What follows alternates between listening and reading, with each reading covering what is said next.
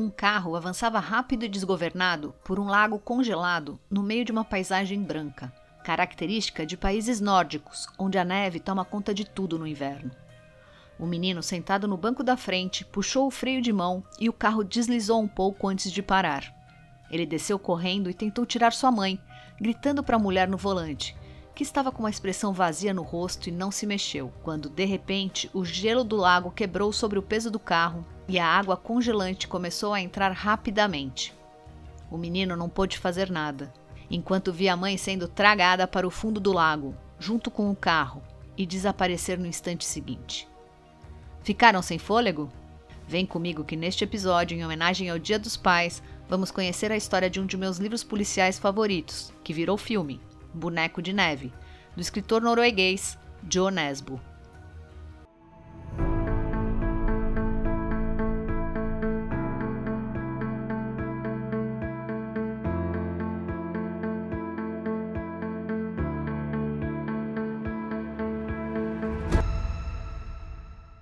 Oi gente, bem-vindos ao Enredei, o podcast com histórias policiais de ficção, adaptadas e narradas no estilo de True Crime.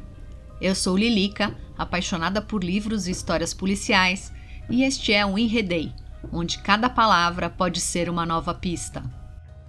Aqui mergulhamos nas profundezas escuras e cheias de mistério de autores como Agatha Christie, Edgar Allan Poe e muito mais.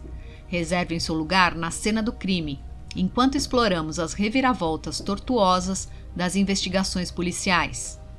Em cada episódio, desvendaremos os segredos escondidos nas páginas dessas obras literárias. A ideia deste podcast nasceu da minha paixão por estes livros, que serão adaptados por mim em um formato mais atual e irão pouco a pouco revelar a solução de cada crime. Espero que vocês gostem tanto ou mais de mergulhar nesses mistérios quanto eu. E lembre-se, em cada conto de assassinato, mistério e suspense, nada é o que parece.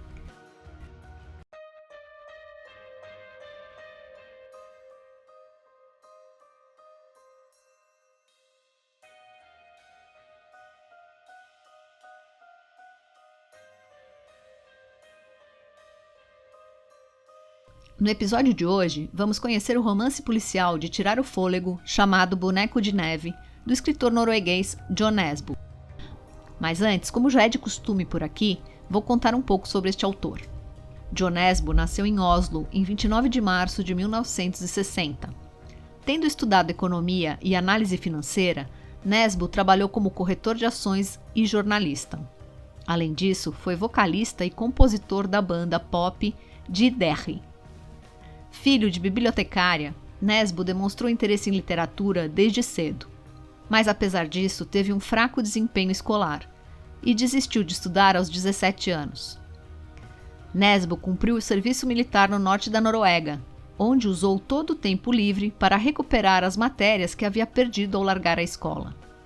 Nessa época, ele também tocou em uma banda de garagem.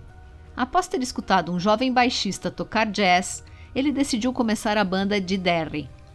A banda realizou a primeira turnê um ano depois. E conseguiu o primeiro contrato de gravação 2 anos depois, enquanto ele ainda trabalhava como corretor de ações. Nesbø cansou do trabalho no mercado financeiro, depois de apenas 1 ano. Pediu então licença não remunerada por 6 meses e viajou para a Austrália. Pouco tempo antes de viajar, uma editora perguntou a ele se estaria interessado em escrever um livro.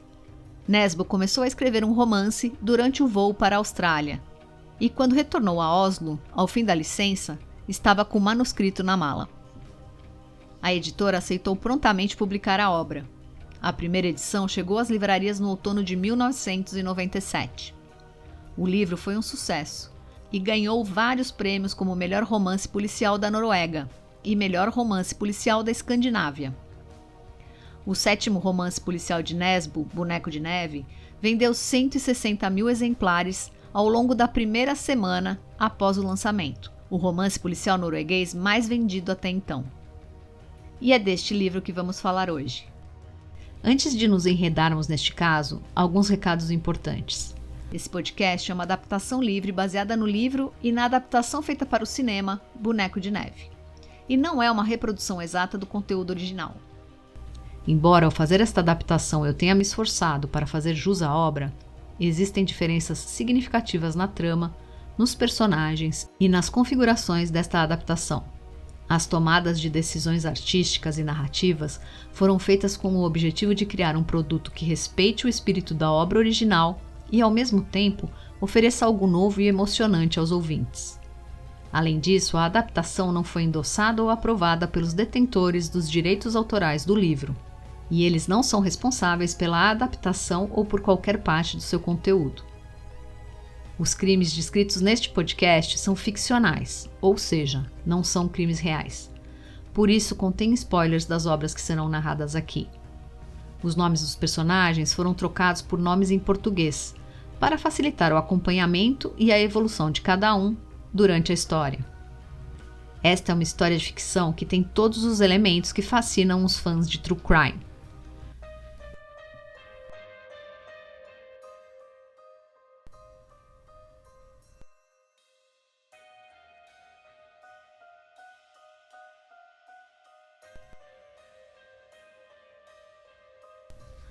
A vida do detetive Ari Rodrigues girava em torno de seu trabalho policial. Ele era o clichê do investigador solitário, respeitado por sua persistência e tenacidade em resolver os crimes mais horrendos e odiado na mesma medida em que era respeitado. Um norueguês alto de meia idade, cabelos loiros e olhos azuis, com um corpo magro e quase atlético, apesar de sua enorme inclinação para a bebida. Ari ficava agitado e bebendo mais do que o normal quando ficava sem nenhum caso para trabalhar, o que acontecia com alguma frequência, dado o baixo nível de criminalidade em Oslo, o que é uma ótima notícia para a maioria da população, mas era um problemão para Ari. Bem, infelizmente para ele, neste momento não havia um caso de homicídio para trabalhar. E Ari, também conhecido pelo mau comportamento nestas fases, sumiu por dias sem avisar o delegado.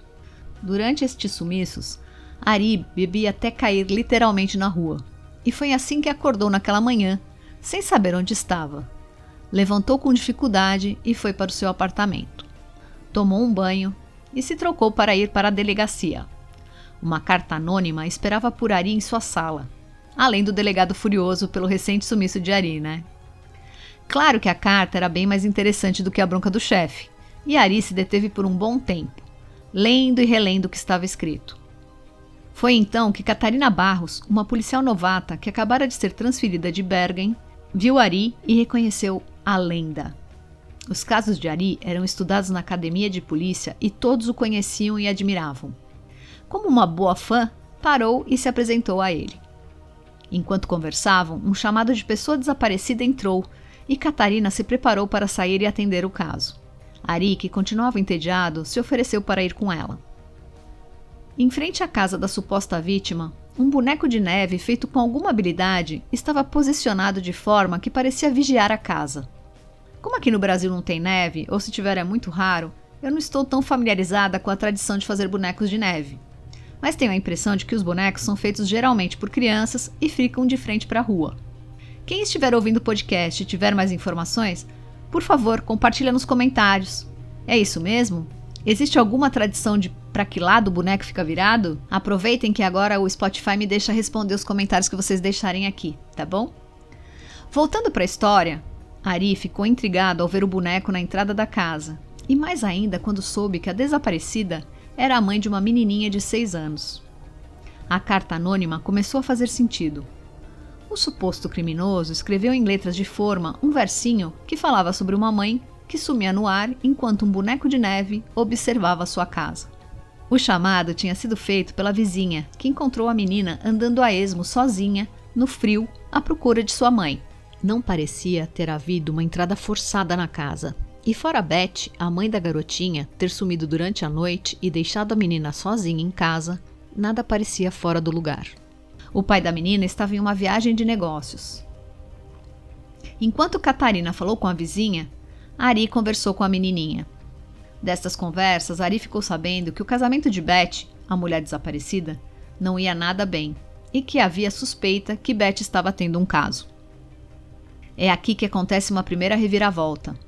O encontro com Catarina na parte da manhã não foi uma coincidência. Catarina pediu a transferência para Oslo para se aproximar de Ari, Ela queria ter a chance de apresentar um caso em que vinha trabalhando desde sempre e que tinha sido a principal razão dela ter se tornado policial. Catarina tinha uma pasta com as informações de 2 ou 3 casos de mulheres desaparecidas que pareciam seguir um padrão. Geralmente em dias de nevasca, mulheres na faixa dos 35 a 45 anos, casadas, loiras, magras, bonitas e que aparentemente eram infiéis. Para Ari, ainda era muito cedo na investigação para classificar o caso de desaparecimento de Betty dentro deste mesmo grupo.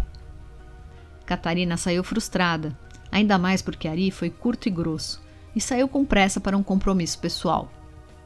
Voltando à vida de Ari, ele tinha uma ex-namorada chamada Raquel e tinha se aproximado muito do filho dela, Olavo.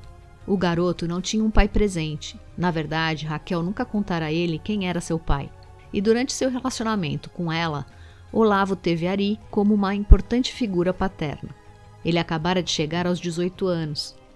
E Ari perdeu a comemoração no dia por estar caído, desacordado de tanto beber na rua, em seu último sumiço.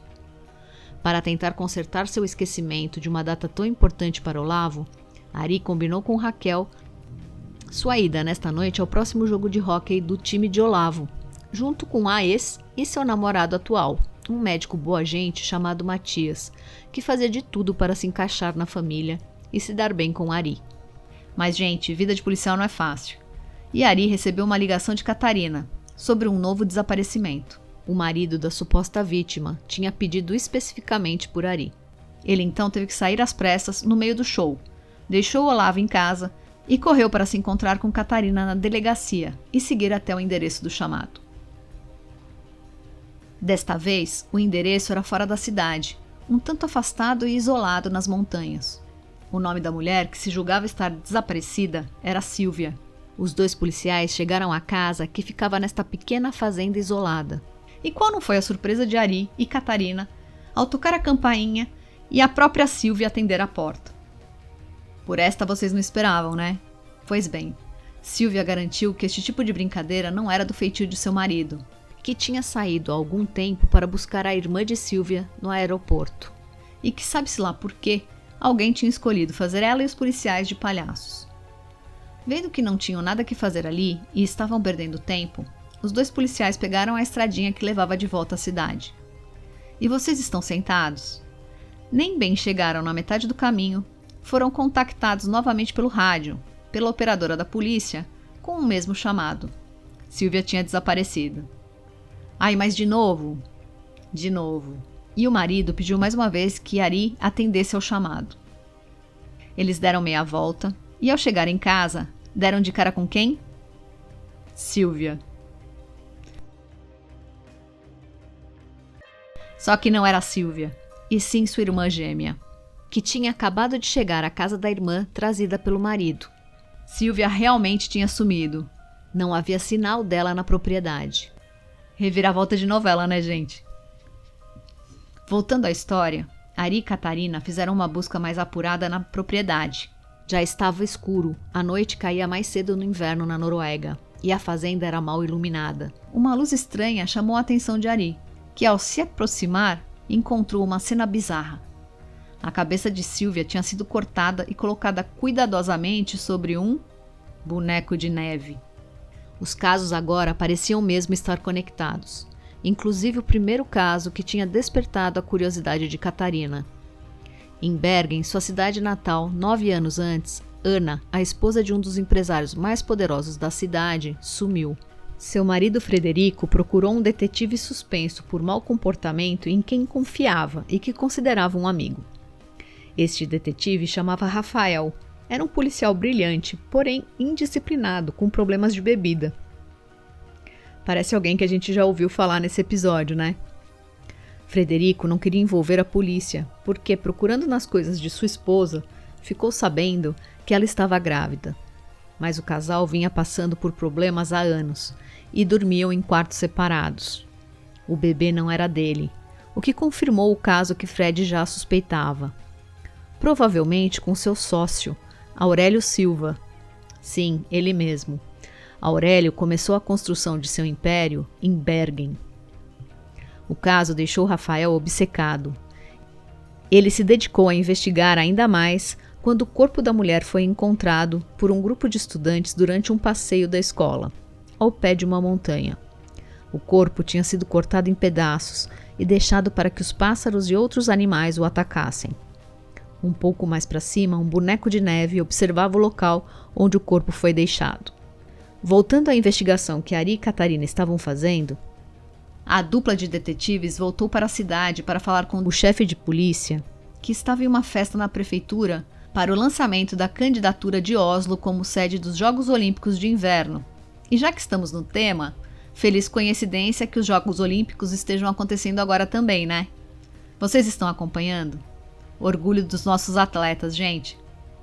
Retomando o fio da meada, o evento estava sendo conduzido pelo mega empresário Aurélio Silva. Ele era conhecido na cidade pela enorme fortuna que fez com seus negócios de mineração e era agora o responsável pela candidatura da capital da Noruega como sede dos Jogos. E claro, se os Jogos viessem para a cidade, todos sairiam ganhando. Por isso, toda a elite e liderança da cidade estavam no evento. Ari contou ao chefe de polícia que os casos de desaparecimento pareciam interligados e mostrou a carta que tinha recebido e que era assinada com o desenho de um boneco de neve e de uma avaliação de seus dados médicos. Depois da autópsia de Silvia e de uma avaliação de seus dados médicos, a polícia ficou sabendo que ela estava grávida e que tinha feito um aborto pouco tempo antes.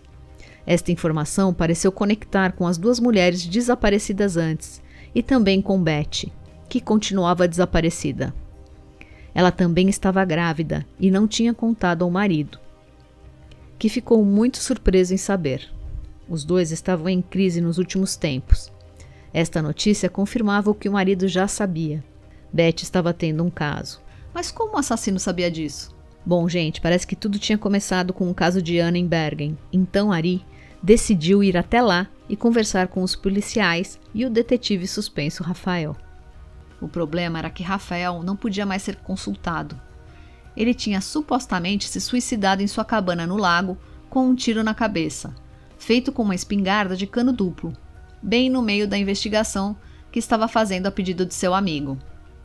A cena toda parecia gritar suicídio, mas como Rafael tinha conseguido alcançar o gatilho da arma e atirar em sua cabeça, parecia impossível para Ari quando viu as fotos do crime.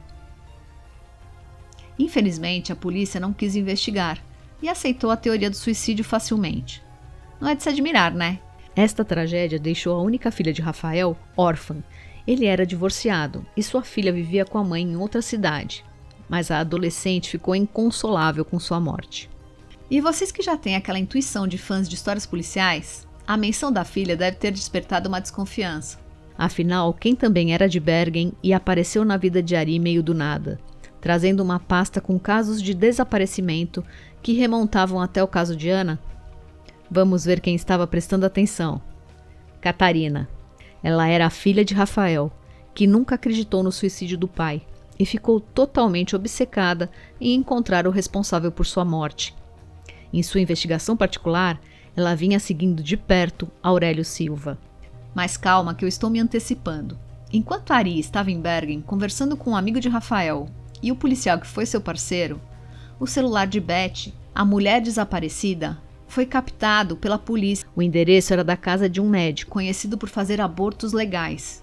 E aqui, gente, na Noruega, o aborto é legal. O Dr. Borges era rico e vivia em uma casa enorme. Além disso, era cheio de conexões. Amigo próximo de Aurélio Silva. O bom doutor encontrava mulheres imigrantes ilegais e as aliciava para Aurélio. Retomando o fio da meada, Catarina chegou à casa do médico, que parecia ser o elo de ligação entre os desaparecimentos, já que todas ou quase todas tinham ido à sua clínica. Tocou a campainha, mas ninguém veio atender. Desconfiada, Catarina resolveu invadir a casa e procurar Betty. Estava andando cômodo a cômodo com a arma em punho, quando ao abrir a porta da garagem, encontrou o médico morto, aparentemente por suicídio, com uma espingarda de cano duplo. A cena era praticamente igual à de seu pai, Rafael, anos antes. O que reforçou a certeza de Catarina de que Aurélio estava envolvido e tinha sido responsável pela morte de seu pai. Mas não foi só isso. Na casa do médico foi encontrado o corpo de Betty. Sua cabeça tinha sido decapitada e deixada em uma caixa separada. Catarina tinha certeza de que o médico era inocente em relação aos assassinatos, mas completamente culpado de traficar mulheres para Silva. A impunidade do mega empresário tinha o poder de tirar Catarina dos eixos, e ela estava convencida que seu pai foi morto para acobertar Aurélio Silva, que devia ter matado Ana para evitar o escândalo e não arruinar sua reputação, bem quando o empresário estava consolidando seu império. A encenação da morte do Dr. Borges era a confirmação mais que suficiente para ela. Catarina odiava o homem e resolveu montar uma armadilha. Catarina deu um jeito de ser a próxima acompanhante de luxo de Aurélio Silva e estava esperando por ele em um quarto de hotel elegante e caro. Preparem-se porque o autor teve coragem de matar um dos personagens principais. Catarina foi morta enquanto esperava por Aurélio no quarto. Ela foi levada e deixada em seu carro, durante a noite em frente ao prédio onde morava Ari. De manhã, enquanto Ari tomava seu café, olhando pela janela, reparou em um carro que tinha em seu teto o desenho de um boneco de neve. Desceu correndo sem nem mesmo se agasalhar para sair no frio congelante e encontrou Catarina morta, com seu braço preso ao volante por uma tira de plástico, sentada no banco do motorista. E vocês devem estar se perguntando, mas o que toda esta história tem a ver com o começo deste episódio? Eu sempre começo os episódios de Enredei contando um crime que depois vai ser resolvido durante o podcast. Mas desta vez vocês repararam que não foi bem um crime que eu contei? Um menino que vê sua mãe se suicidar e quase o leva junto pode ser considerado um caso de polícia? Eu acho que sim. Mas este suicídio foi o estopim para que anos mais tarde o menino se transformasse em um serial killer. E como estamos nos aproximando do final do episódio, chegou a hora de montar o quebra-cabeça e resolver este mistério. Ao encontrar o corpo sem vida de Catarina no carro, Ari ficou furioso, e a fúria reforçou a determinação dele em pegar o culpado. Ao lado de Catarina estavam as fitas e anotações com as entrevistas feitas por ela durante o caso. Ari pegou o material e resolveu revisar tudo. Ele descobriu que as mulheres desaparecidas não só estavam tendo um caso, mas todas tinham ficado grávidas e resolvido fazer um aborto. Mas a pista mais importante era que todas tinham se consultado com o mesmo médico na clínica de aborto, e não era o Dr. Borges. Estão sentados? Preparem-se.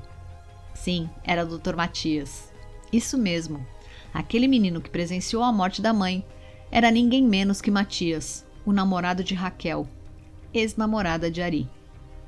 Coincidência? Acho que não. Matias se sentia atraído por mães solteiras com filhos homens. Claro, como sua mãe. E sob a fachada de médico atencioso, ele se infiltrou na vida de Raquel. E ao conhecer um pouco mais sobre a relação de Raquel e Olavo com Ari, não conseguiu resistir. Ele precisava destruir Ari.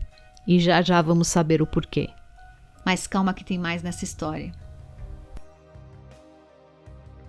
Assim que Ari se deu conta de que Matias era o criminoso que estava perseguindo, ele saiu correndo enquanto ligava sem parar para Raquel e Olavo. De repente, Matias atendeu o celular de Raquel e disse para Ari os encontrar sozinho na antiga cabana de caça de Rafael em Bergen, a cidade onde tudo começou. Se Matias ouvisse qualquer sirene de polícia ou qualquer barulho que o deixasse desconfiado de que Ari não estava sozinho, Matias mataria Raquel e Olavo. Ari correu como um louco. E assim que ele entrou na cozinha da cabana, viu Raquel e seu filho Olavo amarrados às cadeiras da mesa de jantar. Matias estava segurando uma ferramenta com um arco de aço que era apertado com um leve toque em um gatilho, e este arco estava em volta do pescoço de Raquel. Assim que viu Ari, Matias ameaçou apertar o gatilho e sufocar Raquel, o que fez Ari largar a arma e pedir que ele libertasse os dois e ficasse com ele. Mas este não era o plano de Matias.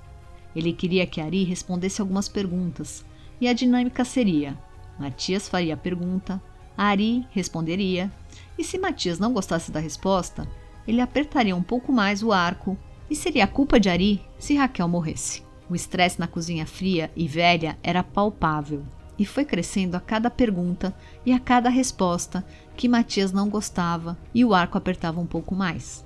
Ari despertou em Matias lembranças adormecidas. Ele não conseguia entender por que o policial tinha se separado de Raquel e Olavo, que o amavam tanto. ficou fascinado pelo policial durão, mal-humorado que abandonou a família e que lembrava tão claramente o pai horrível de Matias, e neste momento ele quis saber o porquê. E a resposta de Ari foi a mais autodestrutiva possível. Ele acreditava de todo o coração que os dois mereciam coisa melhor do que ele. Mas esta resposta não agradou Matias, que deixou o garrote um pouco mais apertado, cortando a pele do pescoço de Raquel. Desesperado, Ari respondeu que era egoísta e viciado e que não queria abrir mão de seu vício para ter uma família. Esta resposta pareceu agradar mais a Matias, que soltou um pouco o garrote e se preparou para fazer a última pergunta. Raquel merecia viver? Afinal, ela tinha feito Olavo sofrer durante toda a sua breve vida, sem saber quem era seu pai, e tendo que aturar e se afeiçoar aos seus namorados, como Ari e Matias. Mas ao invés de responder, Ari o mandou perguntar a Olavo. Afinal, Raquel era sua mãe. Com isso, Ari gerou uma distração e se jogou sobre Matias. A ferramenta caiu da mão dele e Ari conseguiu tirar o laço de Raquel. Por um segundo, o dedo de Ari ainda estava dentro do arco, que se fechou rapidamente quando Matias conseguiu recuperar o gatilho e apertar. O dedo indicador de Ari foi arrancado pelo cabo de aço. A adrenalina estava tão alta que Ari nem piscou. Correu para soltar Raquel e Olavo, e nesse momento Matias aproveitou para fugir. Raquel incitou Ari a ir atrás de Matias. Ela não queria este criminoso vivo. Ari saiu correndo e conseguiu alcançar Matias perto da margem de um lago congelado. Ai, gente, claro, é um livro. E tem que ter o lago de novo, né? Ele tem um papel importante na trama desde o começo e também agora no final da história. O gelo quebrou sobre o peso de Matias e ele foi sugado pelas águas congelantes. Poético? Que acham? Mas vamos aproveitar esta volta ao lago para entender as motivações de Matias.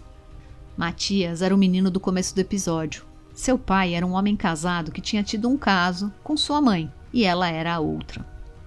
O pai de Matias era um policial durão, mal-humorado e muito agressivo. Ele maltratava os dois e fazia com que eles morassem afastados de tudo e todos, e que dependessem totalmente dele para sobreviver. Ele usava este poder para ameaçar, abusar e assustar os dois. Apesar disso, ele não abusava fisicamente de Matias, mas fazia uma coisa até pior. Obrigava a vê-lo bater em sua mãe toda vez que achasse que o menino tinha feito qualquer coisa errada. Para ter um pouco de paz, Matias saía da casa e se distraía fazendo um boneco de neve enquanto os pais estavam brigando. No dia do lago congelado, seu pai se irritou quando sua mãe, depois de apanhar bastante dele, o ameaçou dizendo que contaria tudo sobre seu filho para sua esposa. Ele saiu enraivecido da casa, passou bufando por Matias e o boneco de neve e entrou furioso em seu carro. Sua mãe, que após anos de abuso era totalmente dependente dele, saiu desesperada de casa. Entrou no carro velho que tinha e saiu enlouquecida atrás do homem, arrastando o filho junto. Por mais que sua mãe acelerasse o carro, não conseguia alcançar o carro de polícia que o pai dirigia. Foi quando a mãe avançou rápido de forma desgovernada pelo lago congelado. Matias, sentado no banco da frente, puxou o freio de mão e o carro deslizou um pouco antes de parar. Ele desceu correndo e tentou tirar sua mãe, gritando para a mulher no volante, que estava com uma expressão vazia no rosto e não se mexeu, quando, de repente, o gelo do lago quebrou sobre o peso do carro e a água congelante começou a entrar rapidamente.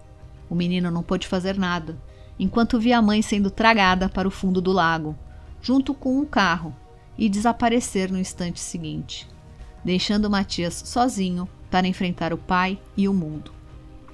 Já adulto, Matias parecia ter superado o passado difícil que teve, até que um dia atendeu uma mulher em Bergen, Ana, que queria fazer um aborto porque tinha engravidado de seu amante, e seu marido não podia saber de nada. Matias sequestrou Ana. Ela foi a primeira mulher que desapareceu em Bergen. Rafael chegou muito perto da verdade, e Matias o matou e encenou um suicídio. O boneco de neve fez parte desta morte, só que de uma forma bem mais macabra. Matias fez uma cabeça de boneco de neve e colocou no lugar da cabeça de Rafael, que foi praticamente decapitado com um tiro de espingarda de cano duplo. O mesmo aconteceu com um médico, o Dr. Borges, o nojento que arrumava mulheres para Aurélio Silva. E o mega empresário? Fora ser uma pessoa de moral bem duvidosa, a Aurélio Silva não tinha relação direta com os crimes. E Catarina morreu sem saber que estava errada. Todas as mulheres que desapareceram foram punidas por Matias porque fizeram um aborto e mataram os filhos ilegítimos que carregavam. Na cabeça doentia de Matias, que também era um filho ilegítimo, elas não mereciam mais viver. E aí, gente, o que vocês acharam? É uma trama mais crua e violenta que de Agatha Christie e Edgar Allan Poe, né? Os crimes e descrições no livro são mais pesados. Se você é sensível a este tipo de assunto, eu recomendo não ler. A saga de Harry Hole, o nome verdadeiro de Ari, já tem mais de 8 livros e são, em sua maioria, muito bons. Tenho alguns na minha coleção e mais pra frente pretendo falar de alguns outros em mais episódios do Enredei. Obrigada pelo prazer de sua companhia até aqui. Um feliz Dia dos Pais a todos que exercem este papel com amor e carinho. Seus filhos agradecem. Espero que você tenha gostado de se enredar na história de hoje. Continuaremos nossa jornada descobrindo pistas e desvendando mais sobre os personagens enigmáticos que são a marca registrada dos romances policiais. Lembrem-se que esta é uma adaptação livre do livro e do filme Boneco de Neve, de John Nesbo. Eu recomendo para quem ainda não leu que conheça a história original. Mande seus comentários, pensamentos e sugestões. Conto com vocês para me ajudar a manter a qualidade e relevância do podcast e garantir que o conteúdo seja sempre interessante para vocês. Se você gostou do episódio de hoje, por favor, compartilhe com seus amigos, poste em suas redes sociais ou envie diretamente para eles. E não se esqueça de seguir o podcast em sua plataforma preferida e ativar as notificações para saber sobre os novos episódios. Se você preferir, pode ouvir também no YouTube. Se puder, avalie e seja membro para ter acesso a conteúdos exclusivos. Obrigada a todos que ouvem e apoiam o podcast Enredei. Sem vocês, isso não seria possível. Cuidem-se e até a próxima história.